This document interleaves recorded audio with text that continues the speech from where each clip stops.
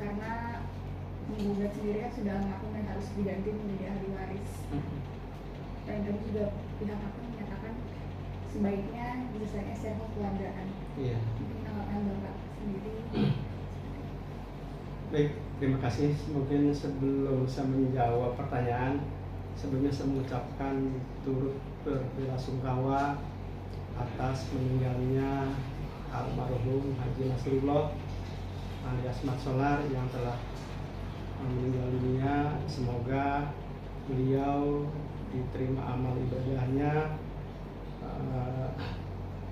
diterima iman Islamnya, dilapangkan kuburnya, dan diterima di sisi Allah Subhanahu wa Ta'ala. Dan juga keluarganya yang ditinggalkan, semoga diberikan ketabahan. Baik, menjawab pertanyaan tersebut, bahwa dengan meninggalnya beliau, yang pertama yang harus diperbaiki adalah gugatan, di mana ahli warisnya harus membuat surat keterangan waris atau penetapan waris dari pengadilan, dan berdasarkan hal tersebut kemudian gugatannya diperbaiki menjadi para ahli warisnya selaku penggugat. Nah, gugatan perkara tadi pada hari ini ditunda dalam rangka memperbaiki gugatan tersebut, dan memang sebaiknya tadi sebagaimana pertanyaan tadi, sebaiknya memang diselesaikan dengan upaya perdamaian. Sejak sedari awal mungkin saya selalu memberikan hal seperti itu, karena kalau masuk litigasi, menang mungkin jadi arang, kalah jadi adu. Alangkah lebih baiknya kita mencari jalan keluar dengan win-win solution, di mana kita sama-sama menang, dan peradilan cepat, sederhana, dan biaya ringan dapat kita nikmati, jadi cepat selesai. Bagaimana proses perdamaiannya? Proses perdamaiannya adalah yang pertama adanya kesepakatan dari para pihak. Kami di sini dengan klien juga sedang berupaya melakukan upaya seperti itu. Mudah-mudahan dalam waktu dekat ini tercapai kesepakatan perdamaian. Nah, kesepakatan perdamaian ini juga ada dua cara. Bisa dilakukan melalui perdamaian, yang juga bisa dilakukan di dalam pengadilan. Di luar pengadilan atau di dalam pengadilan. Nah, di dalam pengadilan dalam hari ini, sebagaimana sudah gugatan telah terlontar di pengadilan dan sudah disidangkan, maka nanti masuk ke ruang ranah mediasi. Setelah mediasi dilakukan, disitulah perdamaian akan ditempuh. Nah, setelah ditempuh, nanti kita misalnya berhasil melakukan proses perdamaian, maka istilah menjadi putusan perdamaian, dan para pihak mematuhi isi putusan perdamaian tersebut. Nilainya gimana? Nilainya sama seperti putusan yang telah inkrah, dapat dilaksanakan, dan apabila salah satu pihak yang melanggar putusan perdamaian tersebut dapat dieksekusi. Begitu. Tadi pengacara dari pihak menggugat menyatakan ada keinginan dari klien Bapak yang dianggap berlebihan untuk proses perdamaian, ini seperti apa? Sebetulnya tidak berlebihan. Yang namanya perdamaian kan seperti ini. Kadang-kadang posisinya ada seimbang, kadang-kadang ada di bawah, terkadang ada di atas, tergantung kita memposisikan di mana posisi kita. Terhadap pertanyaan ini, dari klien kami sudah mengalah, dan kemungkinan juga terhadap uang konsinyasi, kalau memang dicapai kesepakatan, dia jauh lebih mengalah, dan pendapatannya juga mungkin jauh lebih rendah. Itu, dan itu telah disampaikan sejak beberapa tahun yang lalu, kita sampaikan itu. Namun pada saat itu belum terbuka lebar alhamdulillah dengan adanya tim, mungkin tim dari sana, dari kami juga di sini tim berupaya semaksimal mungkin agar masalah ini bisa diselesaikan dengan upaya perdamaian. Semoga almarhum dan para ahli waris juga bisa segera menikmati hasilnya. Itu jadi nggak perlu menempuh lama-lama di pengadilan. Dan Pak Idris juga, dia juga sudah tua, udah usia 72 tahun. Mau ngapain lagi, mau ribut-ribut bersengketa gitu. Saya juga sudah anjurkan, ayo kita win-win solution. Tapi yang namanya perdamaian kan si pengacara hanya bisa menganjurkan. Yang memutuskan adalah para pihak prinsipal, baik itu tergugat maupun penggugat. Para pihak hanya menyarankan, tapi keputusan ada di tangan mereka. Nah, alhamdulillah dalam mudah-mudahan perdamaian ini bisa terlaksana. Dari pihak kami juga udah mulai terbuka, udah mulai logowo, udah mulai menerima sengketa ini. Mudah-mudahan dalam waktu dekat ini melalui proses peradilan juga gitu ya, kita mendapatkan hasil perdamaian. Nah, perdamaian seperti apa? Hasilnya saya juga belum tahu, baru ada pembicaraan negosiasi gitu. Nanti hasilnya pada saat perdamaian sudah ditandatangani, baru mungkin kami akan sampaikan. Kalau sekarang belum bisa disampaikan, nanti prematur kalau saya menyampaikan hal ini seperti itu. Kemarin Rike Diah Pitaloka anggota DPR menyatakan kalau Jasa Marga akan mengurus proses dari sengketa tanah ini sebelum Lebaran, akan diselesaikan sebelum Lebaran. Iya. Mungkin tanggapan Bapak dan klien itu seperti apa? Pihak Jasa Marga akan mengurus perdamaian.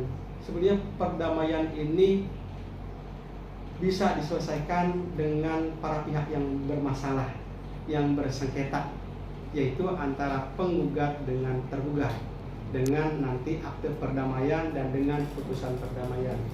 Kalau dari pihak Jasa Marga melakukan hal itu, ya mungkin sambil jalannya waktu barangkali itu.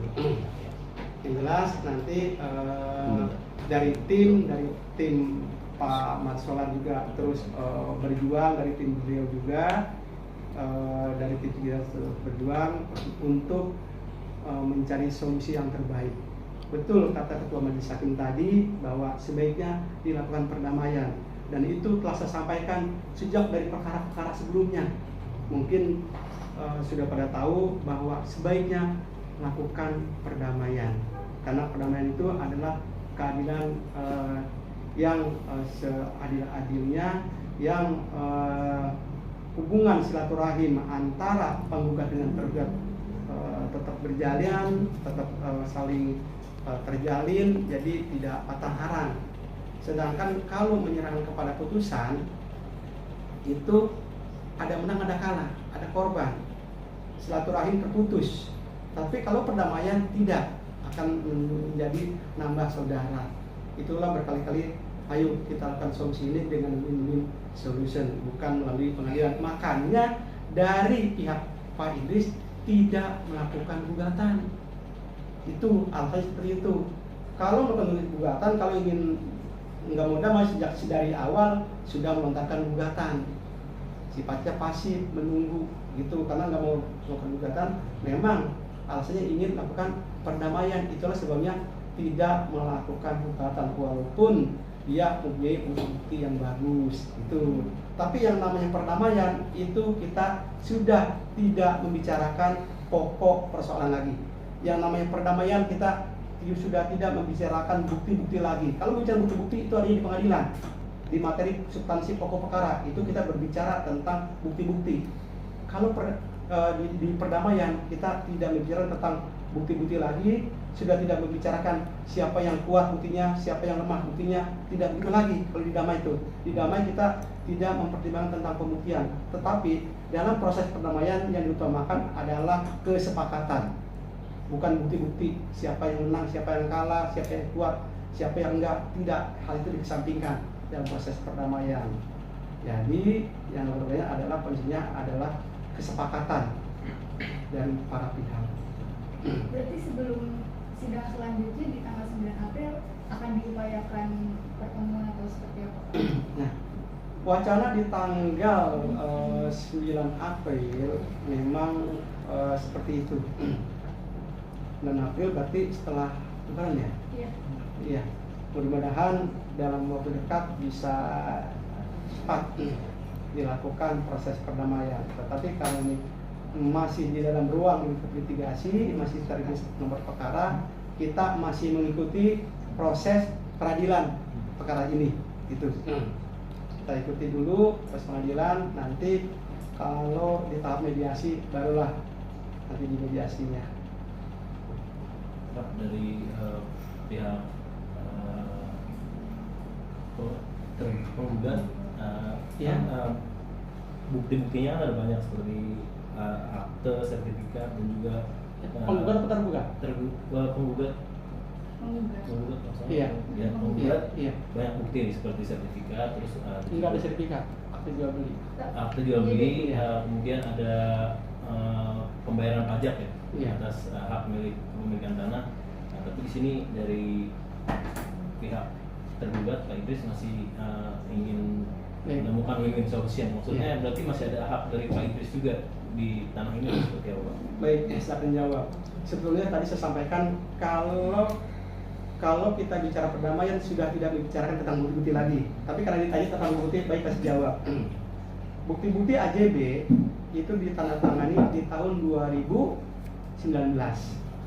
Di tahun 2019 tanah tersebut sudah menjadi jalan tol. Berarti yang menjadi objeknya apa? Objeknya jalan tol. Artinya jual beli yang dilakukan tersebut tidak ada objeknya jalan tol. Artinya jual beli tersebut melanggar syarat objektif perjanjian. Apa itu syarat objektif perjanjian? Ada objek tertentu dan ada kuasa yang halal di sini. Itu. Ada 4 unsur pasal 1320. Sepakat, cakap, objek tertentu dan kuasa yang halal. Nah, di akte jual beli yang tadi disampaikan bahwa objeknya tidak ada. Jadi jalan tol. Kita nggak mungkin memperjualkan jual beli jalan tol. Sementara kok ada AJB? Saya nggak komentar lebih jauh. Abang bisa menilainya ada tuh. Gitu. Kemudian setelah penetapan lokasi di dalam Perpres 71/2012 dan perubahannya itu bahwa pemilik tanah itu hanya boleh mengalihkan tanah tersebut kepada pihak yang memerlukannya. Di situ dijelas. Siapa yang memerlukannya dalam ini adalah panitia pembebas jalan tol. Salah satunya PUPR dan sejenisnya. Itu hanya kepada dia yang bisa membelinya. Nggak boleh kepada pihak lain. Itu. Nah, tetapi karena satu dan lain hal pada saat itu terjadi akte jual beli. Saya tidak jelaskan di sini karena sudah dijelaskan pada media sebelumnya. Itulah sebabnya. Adapun PBB dan girik-girik itu masih atas nama Siman Nyani sampai sekarang. Itu ada girik PBB sudah buktikan pada saat itu ya, sudah lontarkan seperti itu. Itulah sebabnya walaupun sudah akte jual beli, BPN tidak merekomendasikan untuk mengambil konsinyasi. Itu karena BPN tahu itu ditandatangani 2019. Itu AJB itu jadi nggak sah, ada hal-hal yang dilanggar, objeknya dilanggar, kuasa yang halnya dilanggar. Itu seharusnya kalau akte jual beli jauh sebelum terjadi pembebasan jalan tol itu boleh. Tapi sejak udah ada penetapan lokasi sekitar tahun 2016-2017 itu nggak boleh. Paling kecuali pihak yang memerlukannya. Nah, punya siapa di sini? Ya pemerintah gitu. Itu PU. Nggak boleh ada transaksi antara misalnya tadi Pak Idris dengan almarhum. Karena itu di tahun 2019 dan pada saat itu almarhum sedang sakit. Terus Pak Idris sedang menjalani tahanan. Tuh. Dalam rangka proses perdamaian. Mengenai pembuktian yang tadi disampaikan salah atau benar, siapa yang kuat itu nggak dipersoalkan lagi karena sudah dikunci dengan perdamaian. Tapi untuk kedepannya apakah pihak Pak Idris sendiri akan ingin menemukan pihak dari Pak Ahmad Solah sendiri, Bang? Ya kemungkinan mudah-mudahan bisa bertemu antara Pak Idris dengan para ahli warisnya, bisa bertemu, bisa saling bersalaman, saling ini itu pada saat tanda tangan perjanjian perdamaian nanti. Itu mudah-mudahan bisa ketemu pada saat itu. Itu sekarang masih dalam proses sama tim-timnya dulu, nanti udah ketemu, tanda tangan baru ketemu, dan bisa ketemu dalam rangka proses perdamaian tersebut. Untuk persidangan kedua akan hadir juga atau gimana Pak? Tanggal 9. Tanggal 9 April 2025 insya Allah saya hadir dalam rangka percepatan supaya ini bisa segera selesai gitu.